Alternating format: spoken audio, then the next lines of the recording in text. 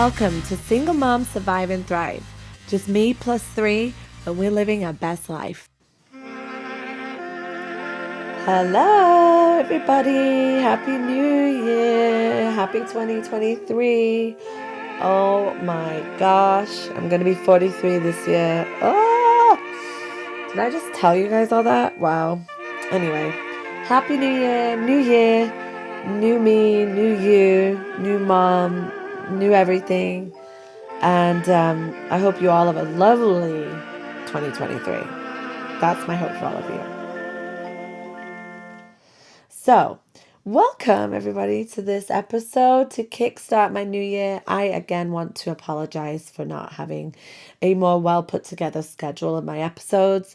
So that is my New Year's resolution to you guys this year. I'm already feeling like I'm failing because it's already the 4th or something, and I haven't done well, you know what am I saying? It's only the 4th of the month, and here I am doing an episode. So good job, me. I really want to try to do one per week because that's pretty normal, right? But I actually have it on my goal board for one per month. So I actually have it on my goal board for doing one episode per month. The reason I say that, I'm very honest with you guys, is because it takes me a while to edit my episodes. And I have a busy life, 3 kids, full-time job, second job, all kinds of stuff. So for me, I want to make the time for this, but I end up being really disorganized. So just, you know how I am, transparent, honest. But my dedication to this podcast, because I love doing it as much as I've been so infrequent and inconsistent. I love doing it. It's a real blessing for me. And it's a blessing if just one person listens to it. And I've had a few people reach out and say they like it. So I'm going to keep doing this until I'll just keep doing it. And I was just so inspired right now by a conversation I just had with somebody that's really special with me. I just thought, you know what, let me just hop right now on my computer and do this episode while this stuff's fresh in my mind. Because obviously I want to try to keep the theme of interviewing single moms. It's been a little tricky for me, although I've got a lot of single mom friends. It's just been so hard to nail people down. So I've just been hopping on and talking about single mom stuff on my own. And that's okay. I know you guys love it too. But I'm going to try to do different things this year as well. I have some really cool ideas of people and things I want to feature on my podcast this year. So look out for some stuff. I'll explain some of that in a moment. But I'm calling this episode New Year, New Head Games, right? We always like to say New Year, New Me. And every year I like to come up with something that I'm going to focus on for the year and goals. I really hope you guys are all writing goals, by the way. I have learned that, especially in the last couple of years since the pandemic, that being single moms, like, we need to have some goals. Like, we need to celebrate our accomplishments. I know there's some years you have to just like be honest and say like my goal is survival, you know. My goal is to get through the day and live. And so, you know, in all honesty, like that, if you reach that goal and you make it to the day and you like close your eyes and go to bed, like, great job, you've attained your goal. You met your goal. And there's no shame in the game of just admitting that, like, you don't got no goals right now. Just the goal is to just live, and that's it. I feel like I was that way for quite a while post divorce. I'm not gonna lie. I've always been a bit that way. I've always been sort of like just fly through the wind and just like go with what's right. I've not always been very goal oriented, but I've tried to, as I grow, mature, I've tried to get better at that. And really it is really great to be organized and have just some parameters, right? Some kind of general things you want to try to meet. It's going to help you feel a lot more accomplished when you have some goals in mind, even if you don't reach them, that's okay. But just gives you some like purpose. It kind of like solidifies things or organizes your mindset, I think. But I will say that there are times when you literally have no ability to do that. Like, you don't know what's going to happen from this day to the next, with like how hectic shit can be, or how hard things are, or what have you. And I remember when a few years after the divorce, I was like that. I just had to survive.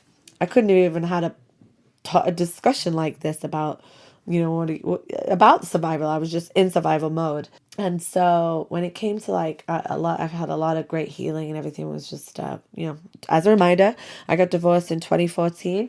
For anybody that might not know me and has just started listening, and you haven't started from the beginning, as a reminder, since the beginning of the new year, I'll just remind everybody I'm 40, what? Oh gosh, I'm 42. I divorced my ex-husband when I was 34 in 2014, and I have 3 kids with him, and he's a drug addict. And I will spare you all the long, drawn-out details of how traumatic and destructive it was, or how it got to a very destructive place. But most people will know, if they deal with a drug addict in their life or in their home, that destruction is a thing. And I've been living a single life with raising my 3 kids by myself for 8 years now. And at the beginning, it was survival, mere straight up survival. And then I began to heal over the years and embrace my new normal and love my life of a single parent and like thrive in it. And that's totally the concept of this podcast, is just to talk to other people and talk about that. Just like the stages of single mom life, single parent life. I don't want to exclude dads too. And so typically I like to interview people and talk about that. And I'm going to do some more of that this year, but this year I'm just kind of like putting my thoughts out right now as we kickstart 2023.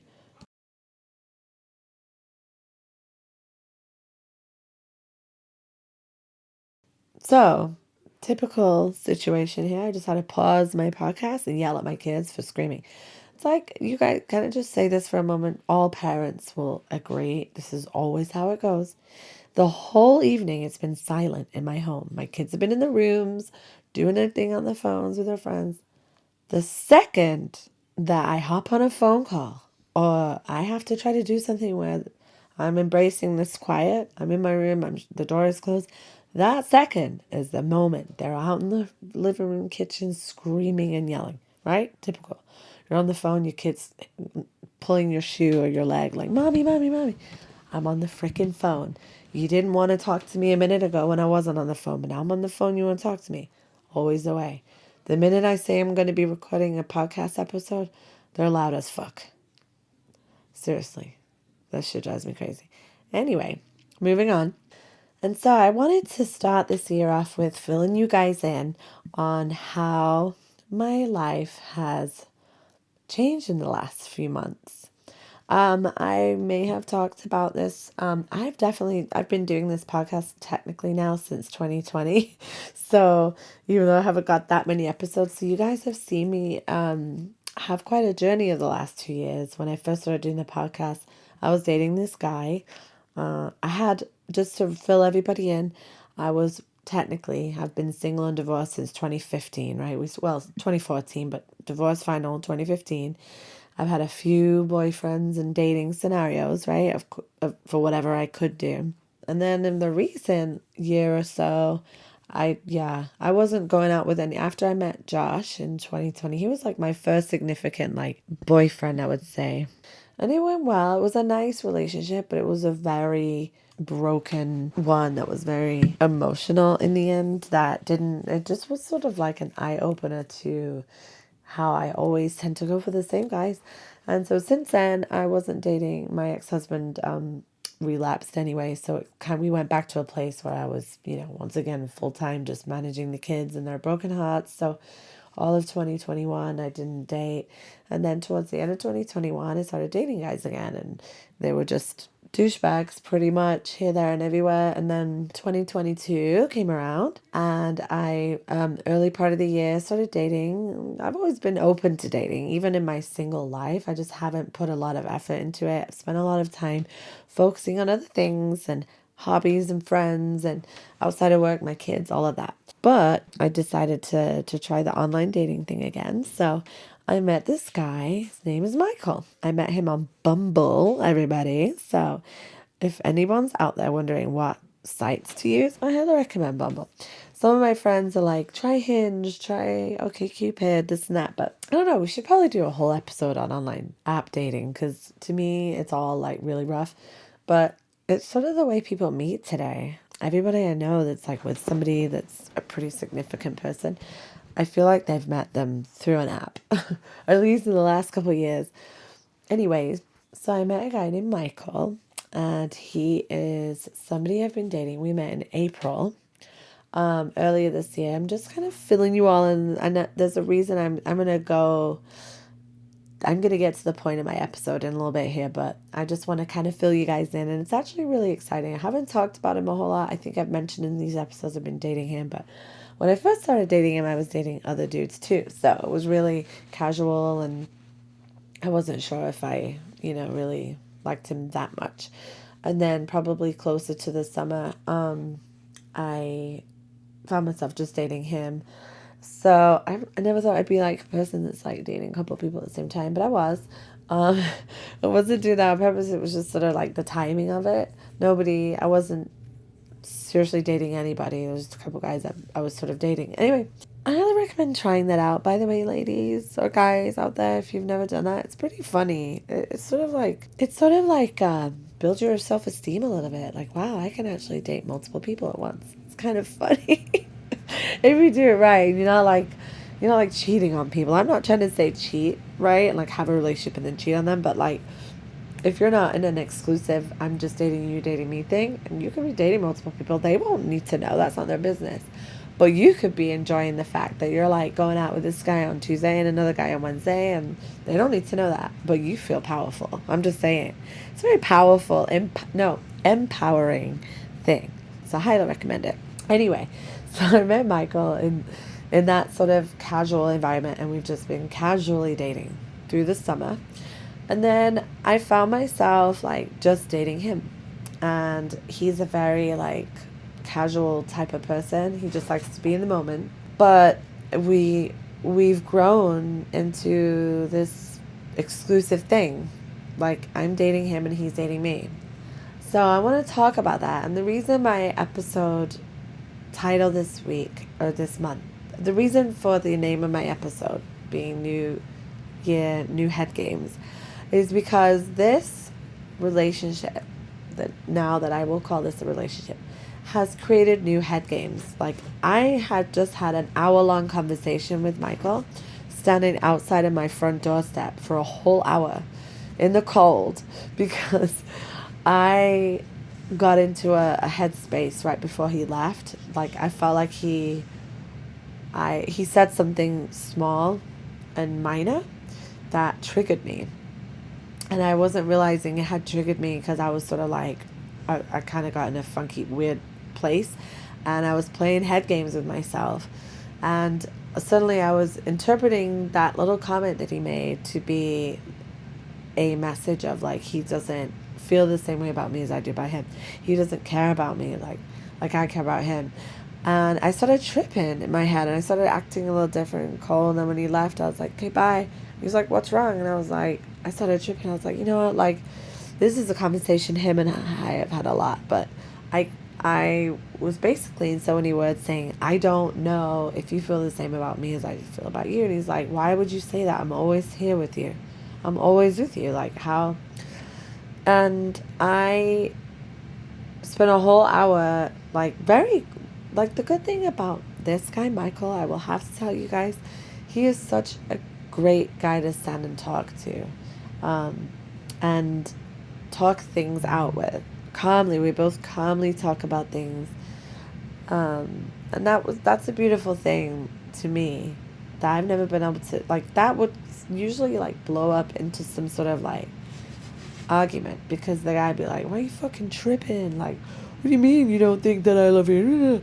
Like, why are you saying that? And then it would be like, well, you don't know. So then it would escalate into something unhealthy, right? But if it's healthy, then you can talk those things out.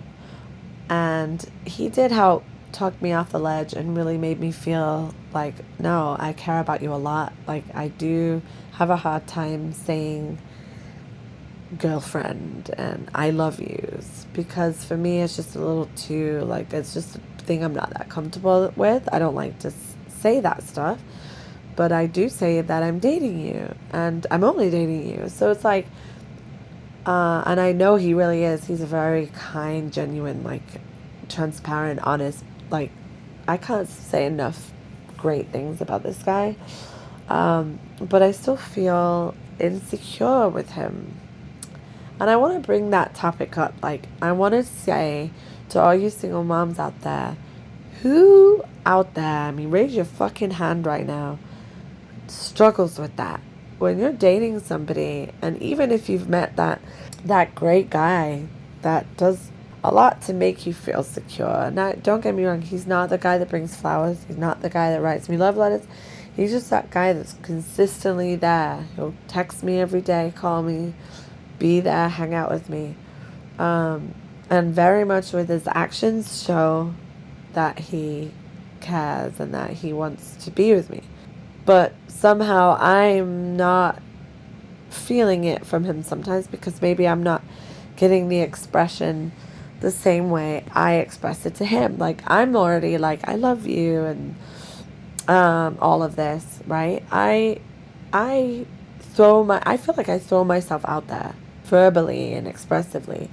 And he's very welcoming of it, and he always tells me every time I say, I feel like I'm throwing myself out, you're gonna feel stupid. He's like, don't feel that way, just be you, and he welcomes it, and he doesn't make me feel stupid at all. But I just start to internalize and get in my own head again about me just being like stupid and like feeling like an idiot. Like, he doesn't feel the same. Why am I saying all that? Like, I gotta pull back and be cool. Like, I have to calm like down, or pull back, but then it's like, then we're playing games. Like, I've had friends that are like, that's not healthy. If you're playing games and you're not being yourself, that's not healthy. And I agree with that. We should be able to comfortably just be ourselves, don't you think? I know that you guys that are listening, that if you're a single mom and you're at a place where you've dated yet, or you're thinking about it, that you've probably encountered this issue. I'm sure. I'm wondering this. I'm wondering if this is a common theme with broken people. Like, or is this just normal? Like, everyone feels this insecurity. I don't consider myself an insecure person in the sense of like jealousy. I don't think that he's with other women. Like, I know for a fact he's all about respect, and I know for a fact he would never disrespect me in that way. He would totally dump me before like disrespect me like that. So I'm not even insecure about that kind of stuff. He does everything right to make me feel secure when we go out, like, in your typical insecure sense. But where I feel insecure is like, this person doesn't love me like I love him. What is wrong with that? Is that because of my broken marriages? Like, when I think about that, when I say that out loud, it makes me feel like I'm playing a victim role. Like, oh, I'm just so broken and that's what makes me insecure. Well, no. Okay, because then I tell myself, well, no, Jeanette, like, don't forget who ended what here. Like, the relationships you're in, you usually end them. Like, I'm the one that ended the marriage. Like, of course, he did because of his fucking destruction. But I made the actual end choice to leave that. Like, he would have never have left me, though. He would have carried on doing drugs or whatever he wanted to do, but never have left me and expected me to continue staying with him and everything.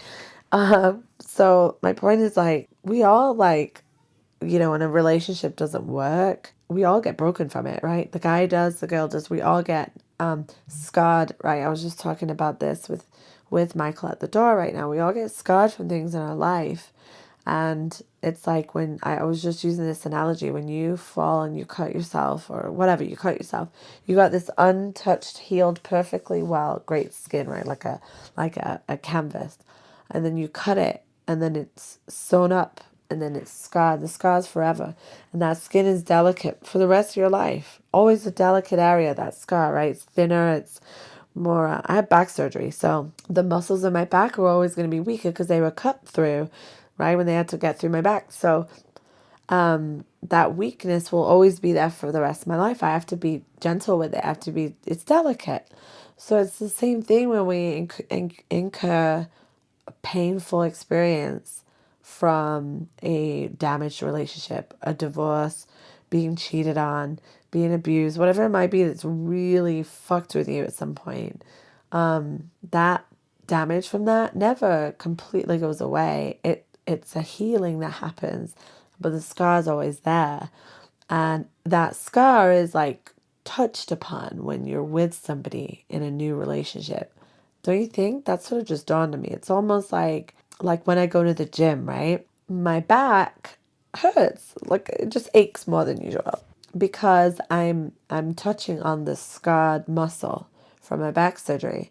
So it's like when I enter into a new relationship, a new love relationship in that way, I'm touching on those scars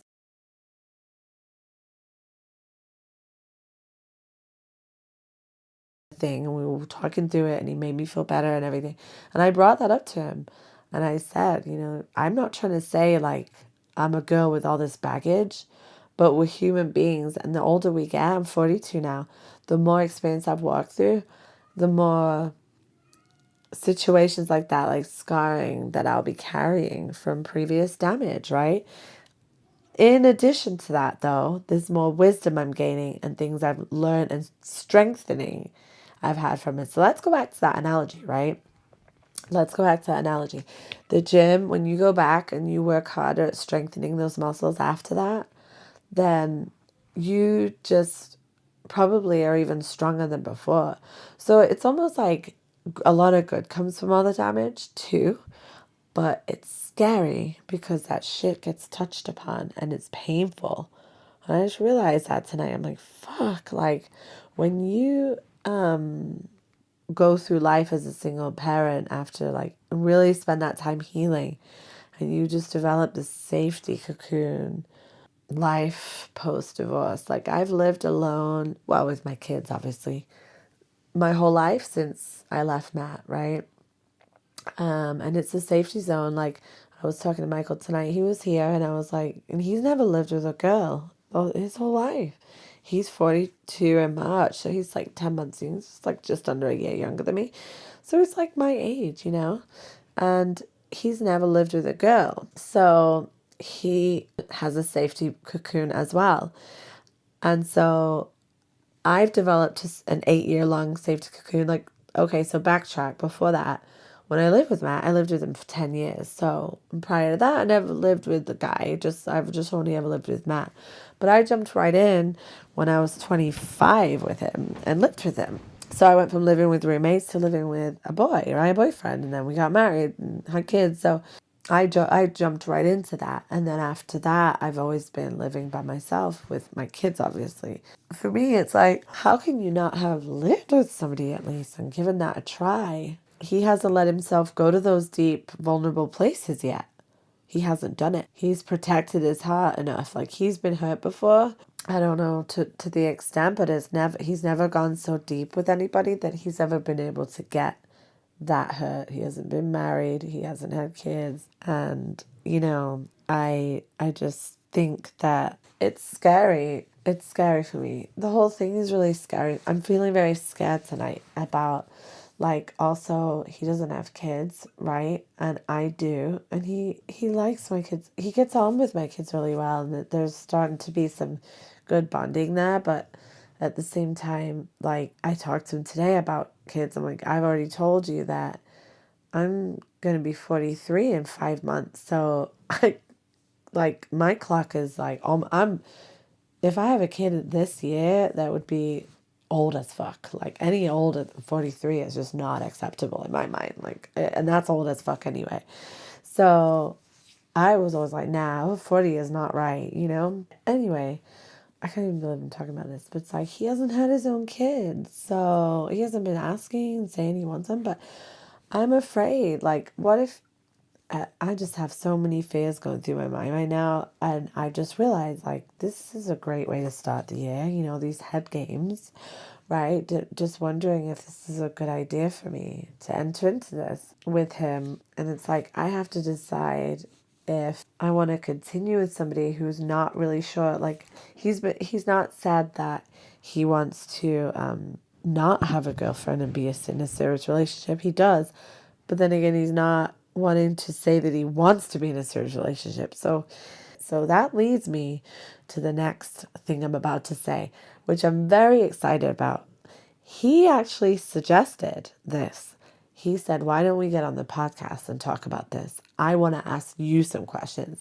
And I want to tell all of you about this because I think it would be really, really freaking cool. I've been wanting to actually interview a guy And this is why I first was wanting to interview some of my guy friends who date single moms. Like, what's it from a guy's perspective? What are some of the fears that men have about women that are single parents? Or the excitement about it, or the joys, the good things, the challenges, like the things that we could actually kind of learn, from listening to. I think it would be really cool and insightful. So I've been wanting to do that.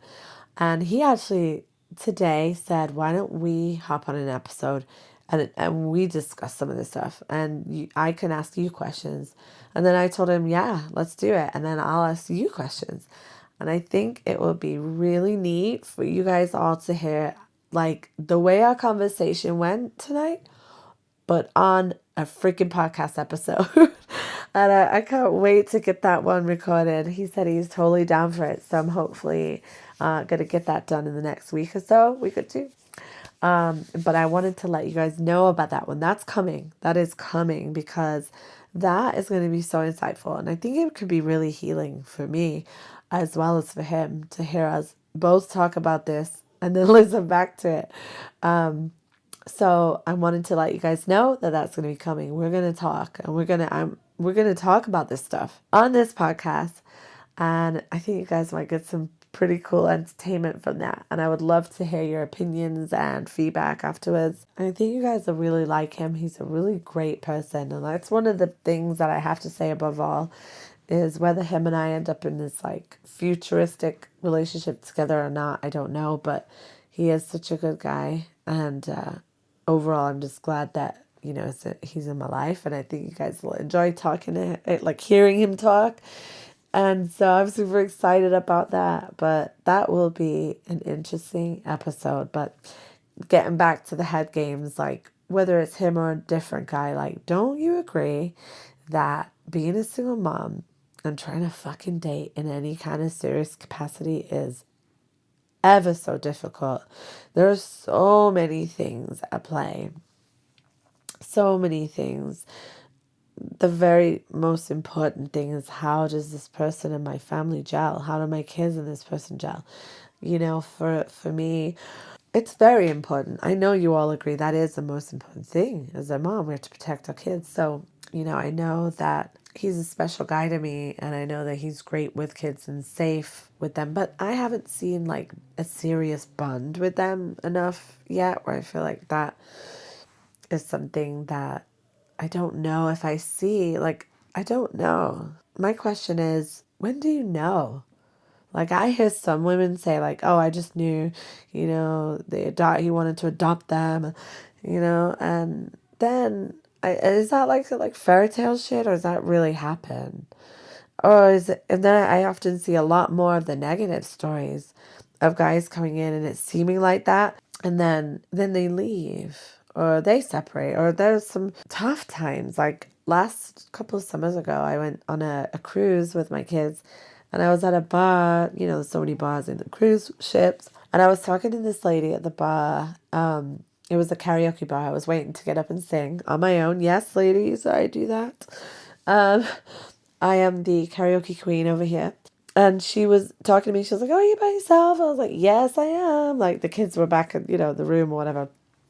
And she was like, oh, that's cool. And I was like, oh, who you with? She's like, yeah, I'm with my husband. And we brought our kids. We just recently got married. And we have a blended family. And we all thought it would be a really great idea to bring them here. It's been kind of challenging, so this would be a good way to bond and this and that. And I was really intrigued. I was like, tell me about that, because, that's the kind of stuff that I want to know. I'm kind of taking all that stuff in, and like inventory wise, like what situations do I want to avoid? What do I not ever want to go through? What do I want to do right? If I meet a guy that has kids, how will this work? Now my kids are teenagers, so it's a fucking mess. Like back then, this was a few years ago, so 29, yeah, summer 2019. They're in my mind still sort of young, and so I wasn't considering them like teenagers really. Now they're full blown teenagers, and like my last episode with that teenage shit, like I have to like take them in that into account so much more, because the one thing that lady told me at the bar was they're teenagers, the kids they have, and it's been a nightmare for them, like accepting each other, and it's just been really hard. So I don't want that. I kind of made a choice like many times, like I don't want to date a guy with kids because I don't want to have my kids try to blend with theirs. Then I dated Josh, who had kids, and then they all got along okay. So I thought, great, this is actually the way it should be. Then we both understand each other, and then they were like, we don't like them. And then in the end, that wasn't the reason him and I didn't work out, but it's actually so much harder. And I realized loving his kids was actually really difficult because they were like really annoying. And I didn't really have time to like, it was really hard for me to like manage, like watch their dynamics, you know? Then that made me realize like, wow, if it's this hard for me to date somebody with kids and I have kids, how hard is it going to be for a guy to date me with kids and he doesn't have kids? So that's back to my other head game. It's like Michael right now, he doesn't have kids. So I'm like, how can I expect him to want to walk in here and be like, hey kids, I want to adopt you? He doesn't have kids. Like, imagine. Like, he does great like around them. He's very gentle and like meaning like slow, like he's not like in their space. He just sort of lets them kind of spend time to warm up to him, and now he's comfortable, he'll say hi to them, talk to them. But like, it's so difficult to gauge what exactly the right thing is. Like, yeah, this is it for me. This man is their stepdad, or the guy after, or am I supposed to just be looking for the guy that's safe, right? Like a safe net, meaning like he's not going to break their hearts. Like, because one thing I enjoyed was when Matt was sober a couple of years ago. He was sober for a while, if anybody doesn't know the story. He got sober, and then things were going really well, and he had a fiance, and she moved in with him, and they were just, he was rebuilding his life. The kids would go over there every weekend, and they built a great relationship with his fiance. She was really sweet. I welcomed her into my life, and my kids loved her, and then she would always be like, I love you to them. And then when shit went south between those two, she fucked off and just completely abandoned my kids. And that actually really hurt them. So I don't want that either. I don't want my kids getting too close to a guy, and and then we don't work out. What kind of shit is that? That's also scary. So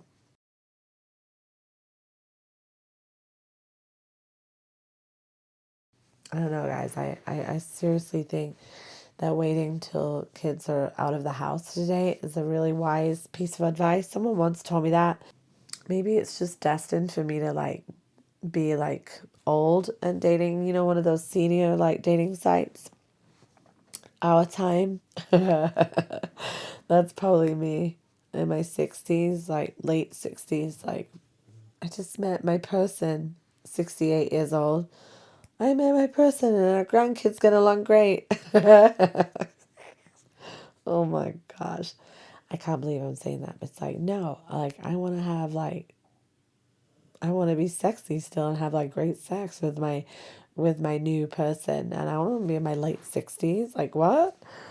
No.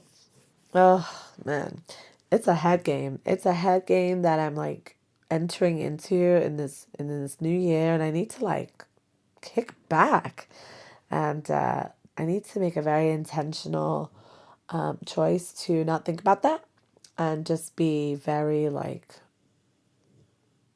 yeah, realist, right? He called me that today, realist. Nothing wrong with being a realist, but being very not overthinking. He's saying, hey, Jeanette, I'll work on my thing, but you overthink things. And then I go into these head games, these head play, like fucking with myself, like worrying, tripping, thinking, fear. It's fears, right? It's fear. I don't want to get hurt because like I'm in that safe bubble that I was telling you guys about. The safety bubble. And I don't want to break that safety bubble.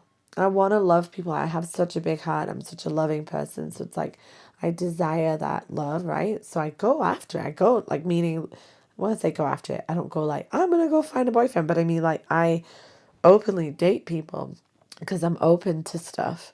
Because I love people. I want to love somebody. I want them to love me back. But I don't know if it's safe for me, if I want to exit the safety bubble that I've created for myself, which is just me, myself, and I. We are the best fucking trio you've ever met. We love ourselves and nobody can hurt us. Oh my gosh. Amen, sister, right? Amen. Hey, by the way, I just want to point out I'm not drinking right now. Can you believe it? Dry January. Here we are. I'm trying to new year, new me right now. I'm trying to keep my mind in a healthy place. But here I am doing a podcast telling everybody about how crazy I am. So go figure. Should probably get back on that wine and get back to my old self. What do you think? Anyway, I'd love to hear about how you guys are doing after the holidays. Hopefully, it wasn't too stressful. Hopefully, the new year is starting out well for you. I know I made some black eyed peas, so I'm going to have all the best luck in the whole world this year. But I have to think positive. Like, I'm starting out this year in such a great way. I have to put my blessings out there, everybody. I have 3 healthy children. I have a great job that I love, and the people that I love that I work with. I make a good living from it. I wish I could make more, but I can't complain. I have a home that I own. I have great friends, and I now have this really fucking sexy boyfriend. By the way, he is so sexy, you guys. I mean, I know I have to say that because I'm dating him, but like, he really is sexy. Anyway, side note, he's such a great guy. I'm starting out the new year with this great guy in my life as well. What the fuck am I complaining about? I think I'm just afraid because it's so great. I'm afraid of losing him and I'm afraid of it being hurtful. I'm afraid of it ending and not having it anymore. I'm afraid. I'm sitting in a bubble of fear over here. And that's so counterintuitive, right? Or counteractive or counterproductive. That's what you get for doing podcasts at 11 p.m., by the way. But I would just like to say to all of you, if you're sitting in a room right now on the 4th of January in a bubble of fear, worrying about things, like, snap the fuck out of it. Because that's what you would tell me to do right now, right? Stop playing those head games on yourself. Go back out there and be a strong single mom. Do that all year long. Write some goals, hit the goals, do great things, impact people's lives, and just like live your life to the fullest and have another really great year with your kids and with your friends and family. And enjoy each day for what it brings. And I want to walk alongside of all you guys again this year and do some cool episodes and talk about new things. I'm really looking forward to doing the next episode. I'm also, another sneak peek, going to interview my daughter as well. That's also Michael's idea. I love how he gives me these great ideas. So spoiler alert, I'm going to do another episode where I actually interview my 16-year-old as well.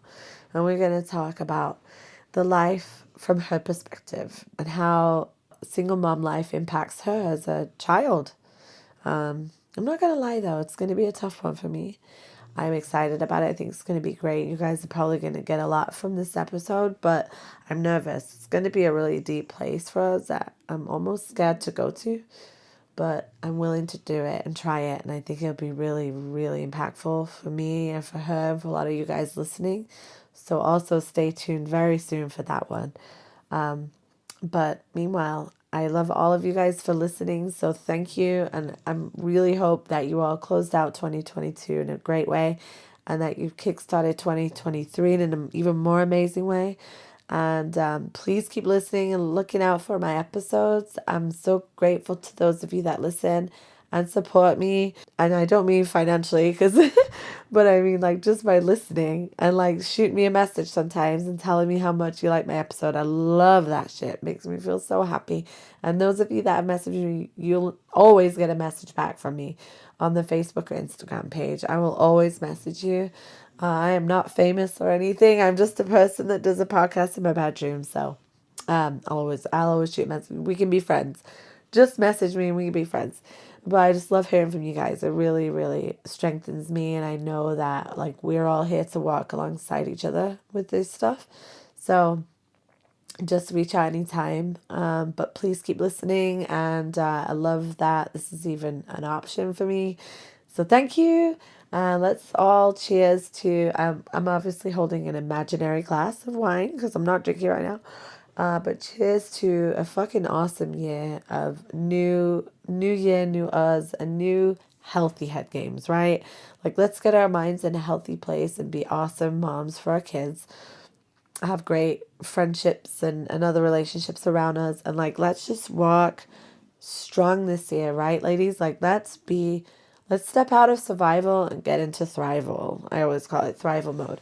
Like, now let's start thriving. If you've been just surviving and you're in it, the thick of it, I get it. It still might not be that time yet for you, but just get your mind in that place. Like, you just know that, like, if it's not this year, it's probably next year that you'll be surviving and thriving, dude, and like living your life to the fullest and having a great fucking time and really having a smile and a laugh and loving life. So just know that it's coming if it's not already here. And if it is here, fuck yeah. I'm glad that we're all doing this together. So I'm gonna try to get some more single mummies on the call on the episodes too soon. So we'll just listen out for some more awesome episodes this year. So thank you guys. Looking forward to this year with all of you. Happy New Year, New Year, new us. Cheers, everybody.